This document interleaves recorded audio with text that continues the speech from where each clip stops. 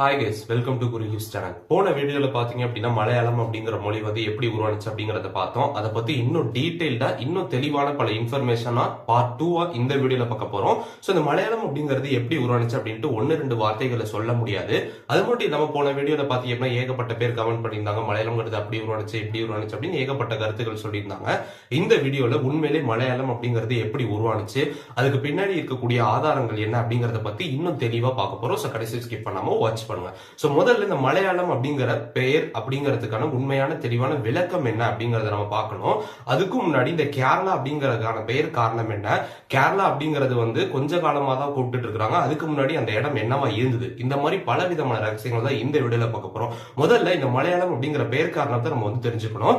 மலையாளம் அப்படிங்கிறது ஒரு மொழியுடைய பெயர். இந்த மலையாளம் அப்படிங்கிறதுக்கான அர்த்தம் என்ன அப்படின்னா மலை பிளஸ் ஆழம் அப்படின்ட்டு இது வந்து பிரியுது. மலை அப்படின்னா கேரள பகுதி ஃபுல்லா வந்து மலைகளால படர்ந்திருக்கக்கூடிய இடம். சோ மலைகள் நிறைய படர்ந்திருக்கிறதுனாலையும் ஆழம் அப்படின்னா தாழ்வான பகுதி. சோ அது ஒரு தாழ்வான பகுதி அப்படிங்கறதுனால மலை சார்ந்த வாழ்ந்த மக்கள் வந்து தமிழர்கள் வந்து அந்த சைடு குடியேறி அவங்களுக்குன்னு ஒரு மொழியை உருவாக்கிட்டதுனால இது வந்து மலையாளம் அப்படின்னு சொல்றாங்க. இந்த மலையாளம் அப்படிங்கிறது எப்படி உருவானுச்சு அப்படிங்கறத பத்தி டீடைலா பார்க்க போறோம்.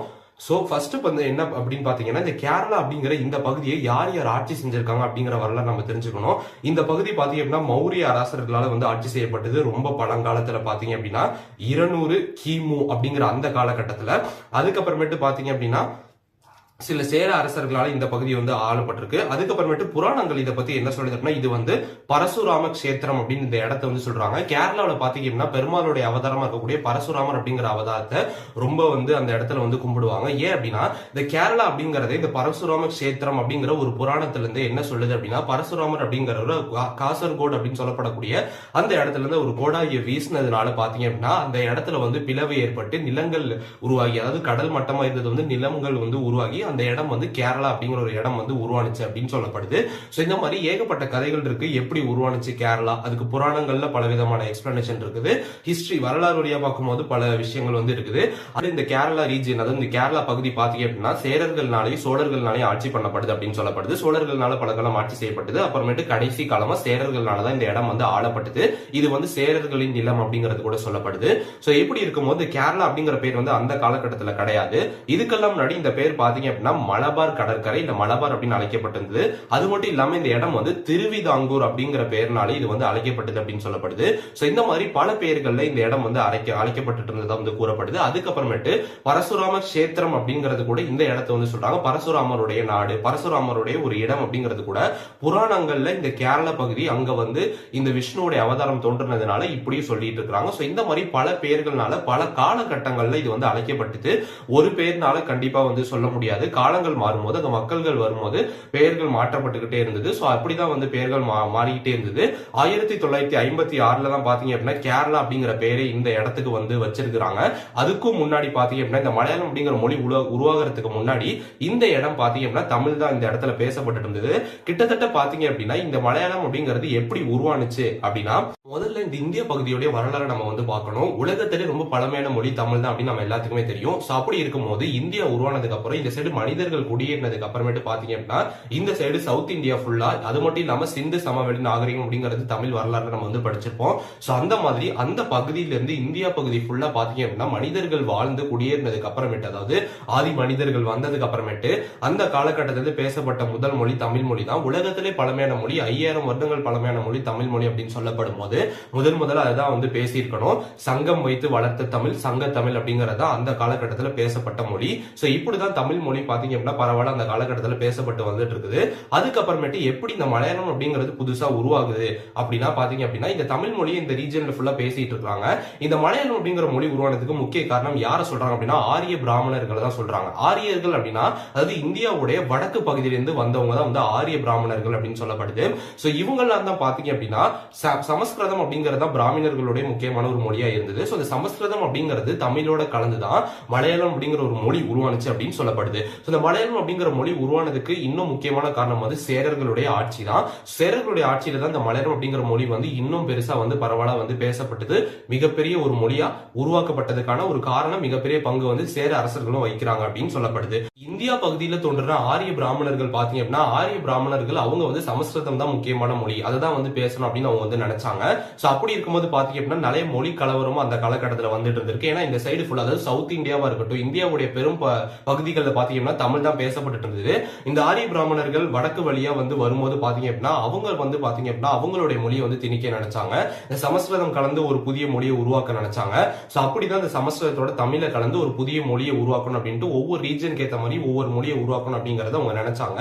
பட் ஆனா இதுல வந்து எப்படி வந்து இந்த மலையாளம் அப்படிங்கிறது தனியா பிரிஞ்சு வந்துச்சு அப்படின்னா, சோ இதுக்கு வந்து ஒரு முக்கிய காரணமா மணி பிரவாளம் அப்படின்னு சொல்லப்படக்கூடிய ஒரு கான்செப்ட் சொல்றாங்க. இது என்ன மணி பிரவாளம் அப்படின்னு கேட்டா, அதாவது இந்திய பகுதிகளில் பாத்தீங்க அப்படின்னா தமிழ் பேசப்பட்டு இருந்தது இல்லையா. சோ இப்படி பேசிட்டு இருக்கும்போது பாத்தீங்க அப்படின்னா ஆரிய பிராமணர்கள் வந்து அவங்களுடைய சமஸ்கிருதத்தை கலந்து தமிழோட கலந்து ஒரு புதிய மொழியை உருவாக்க நினைச்சாங்க. சோ இந்த ஒரு கான்செப்டை அகநானூர்ல வந்து டிஸ்கிரைப் பண்ணிருக்காங்க இந்த மணி பிரவாளம் அப்படிங்கிறது. இந்த மணி பிரவாளம் அப்படிங்கிறது ஆக்சுவலா அப்படின்னா என்ன அர்த்தம் அப்படின்னா, இந்த பெயரை நம்ம வந்து பிரிச்சு பார்த்தோம் அப்படின்னா மணிமிடை பவளம் அப்படின்னு சொல்லப்படுது. அகநானூர்ல 3வது பாடல்கள்ல பாத்தீங்க அப்படின்னா இதுல வந்து மணிமிடை பவளம் அப்படிங்கிற ஒரு கான்செப்ட் இருக்குது. இந்த மணிமிடை பவளம் அப்படிங்கிறது எதை பத்தி சொல்லுது அப்படின்னா, அதாவது மணி அப்படிங்கிற பாத்தீங்க அப்படின்னா ஒரு விதமான மாலை இருக்கட்டும், அதுக்கப்புறமேட்டு பவளம் அப்படிங்கிறது மணியையும் பவளம் அப்படிங்கிற இந்த ஒரு விஷயத்தை சேர்த்து கோர்க்கக்கூடிய ஒரு மாலையை தான் வந்து மணிமிடை பவளம் அப்படின்னு வந்து சொல்லப்படுது. சோ இந்த மாதிரி அதாவது ஒரு பகுதியில பேசப்படக்கூடிய ஒரு மொழியையும் இன்னொரு மொழியையும் சேர்த்து பிணைக்கக்கூடியது. மொழி மட்டும் இல்ல, ஒரு விஷயம் இருந்துச்சு அப்படின்னா, ஃபார் எக்ஸாம்பிள் மணி அப்படிங்கிறது ஒரு விதமான அந்த காலகட்டத்தில் யூஸ் பண்ணப்பட்ட ஒரு பாத்தீங்க அப்படின்னா ஒரு ஜுவல்லரி மாதிரி. சோ அது மாதிரி பாத்தீங்க அப்படின்னா பவளம் அப்படிங்கிறது தனியா இருந்தது. மணியையும் பவளத்தையும் சேர்த்து கோர்க்கும் போது மணி பவளம் அப்படிங்கிறது உருவானது மாதிரி தமிழ் மொழியில பாத்தீங்கன்னா அந்த காலகட்டத்தில் பல வார்த்தைகள் யூஸ் பண்ணிட்டு இருந்தாங்க, தூய தமிழ் யூஸ் பண்ணிட்டு இருந்தாங்க. பிற்காலத்துல பாத்தீங்கன்னா தமிழ்ல அந்த தூய தமிழ் அப்படிங்கிறது குறைஞ்சு வேற மாதிரி தமிழ்ல வந்து பேச ஆரம்பிச்சாங்க. சோ அந்த மாதிரி தூய தமிழ் அல்லாத அதுக்கப்புறமேட்டு பேச்சு வழக்குல சொல்லக்கூடிய தமிழ்களை சேர்த்து பேசக்கூடியது இந்த மணி பவளம் அப்படின்னு சொல்லப்படுது. சோ தமிழ்ல பாத்தீங்க அப்படின்னா தூய தமிழ் மட்டும் இல்லாம புதுசா வந்த வார்த்தைகளா இருக்கட்டும், அதாவது தூய தமிழ் இல்லாம பேச்சு வழக்குல ஒரு சில வார்த்தைகள் மாற்றங்கள் ஏற்பட்டது. சோ அதை வந்து டிஸ்கிரைப் பண்றதுக்கு தான் இந்த மணி பிரபலம் அப்படிங்கிற கான்செப்ட் வந்தது. சோ இதுதான் வந்து என்ன சொல்லுது அப்படின்னா, தமிழோட அதே மாதிரி அந்த ஒரு எக்ஸாம்பிளா வந்து அகநானூர்ல வந்து குறிப்பிட்டிருக்காங்க. மணி பிரபலம் அப்படிங்கிறது 2 விஷயங்களை இணைத்து உருவாக்கக்கூடியது. சோ அதே மாதிரி தான் பாத்தீங்கன்னா இது எதை பத்தி டிஸ்கிரைப் பண்ணுது அப்படின்னா, இந்த ஒரு கான்செப்ட் மூலமா சமஸ்கிருதம் அப்படிங்கிறது தமிழோட இணைந்து மலையாளம் அப்படிங்கிற ஒரு மொழி வந்தது அப்படின்னு சொல்லப்படுது.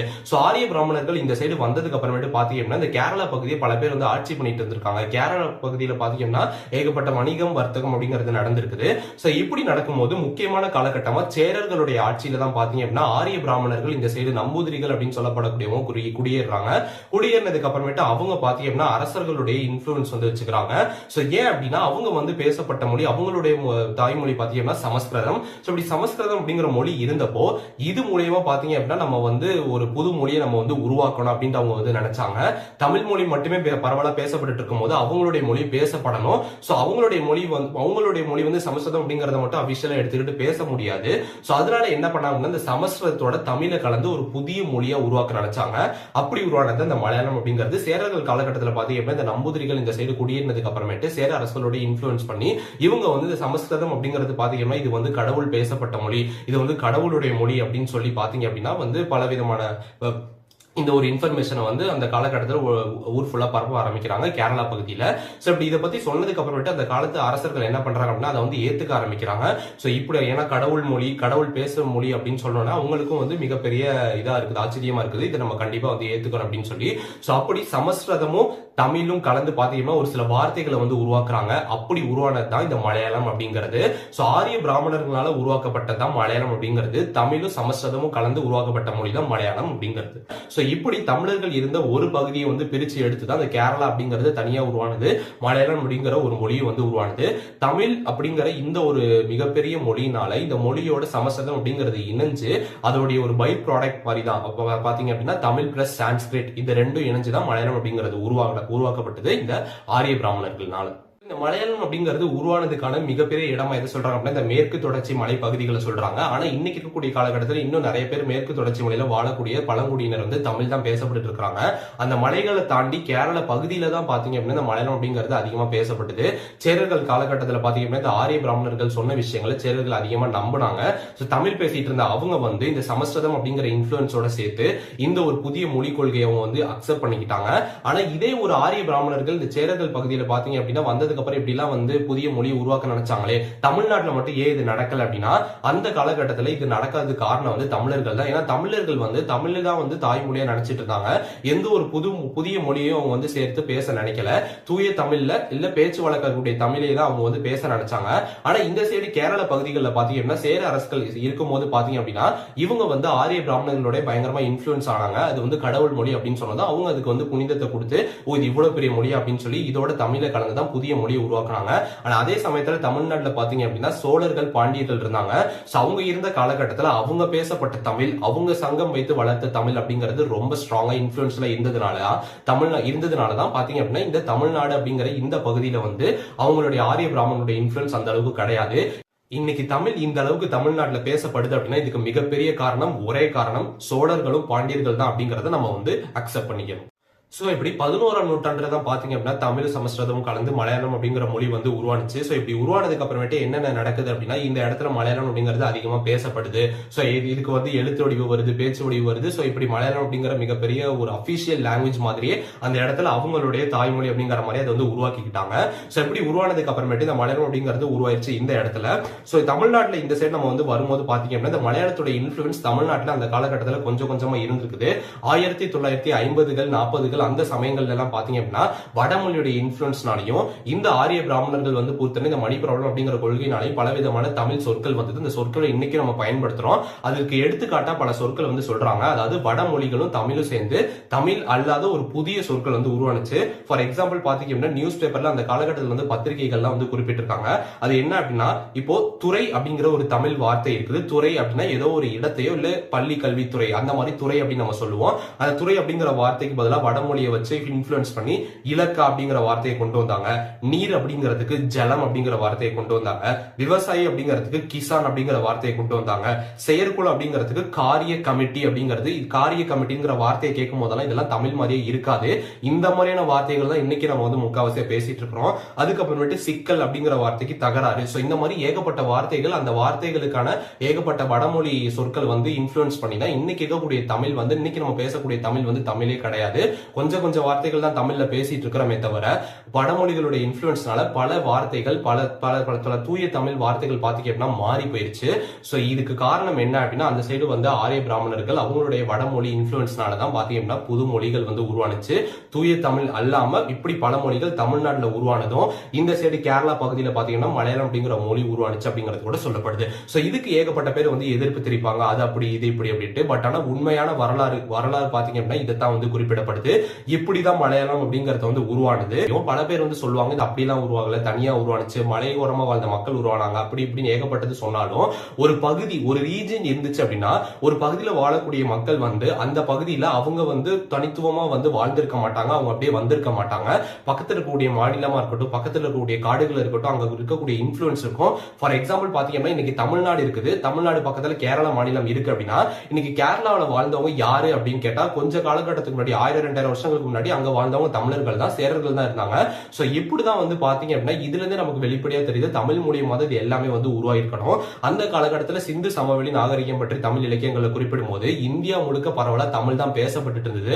ஆரிய பிராமணனுடைய வருகையினாலதான் பாத்தீங்கன்னா பல வடமொழிகள் வந்தது, தமிழ்ல இருந்து பிரிஞ்சு பல மொழிகள் வந்து உருவாக்கப்பட்டது. ஆனா சில பேர் இதை வந்து ஏத்துக்க மாட்டாங்க, ஏன்னா அவங்க மொழி தான் சிறந்தது அப்படிங்கிற பேச்சை வந்து அவங்க சொல்றதுனால நிறைய பேர் இதுக்கு எதிர்ப்பு தெரிவிப்பாங்க. ஒரு மொழி உருவானதுக்கான பல காரணங்கள் இருக்கும், ஒரு காரணத்தை நம்ம வந்து சொல்ல முடியாது.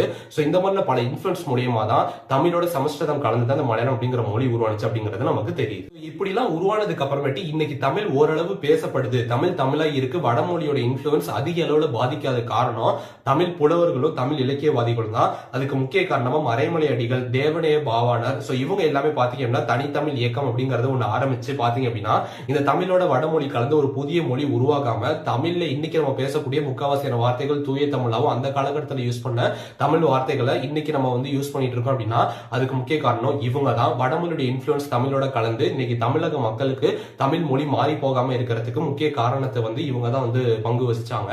தமிழ் மொழி தமிழா இருக்கிறதுக்கும் தமிழை வந்து பாதுகாக்கிறதுக்கான பெரும் பங்கு இவங்களுக்கும் போகுது. சோ இவங்கள மாதிரி இலக்கியவாதிகள்னால பாத்தீங்க அப்படின்னா இன்னைக்கு தமிழ் அப்படிங்கிறது பாதுகாக்கப்படுது. சோ ஃபைனலா இதுல இருந்து நமக்கு என்ன தெரியுது அப்படின்னா தமிழ் சமஸ்கிருதம் கலந்து உருவாக்கப்பட்ட ஒரு சப்டிவிஷனா உருவான மொழி தான் மலையாளம் அப்படிங்கிறது. இப்படிதான் மலையாளம் அப்படிங்கிறது உருவானுச்சு. சோ இந்த மாதிரி பல இன்ட்ரெஸ்டிங்கான இன்ஃபர்மேஷன் தெரிஞ்சுக்கணும்னா குறி யூடியூப் சேனல் சப்ஸ்கிரைப் பண்ணுங்க, ஃபாலோ பண்ணுங்க. தேங்க்ஸ் ஃபார் வாட்சிங் and thanks for my subscribers.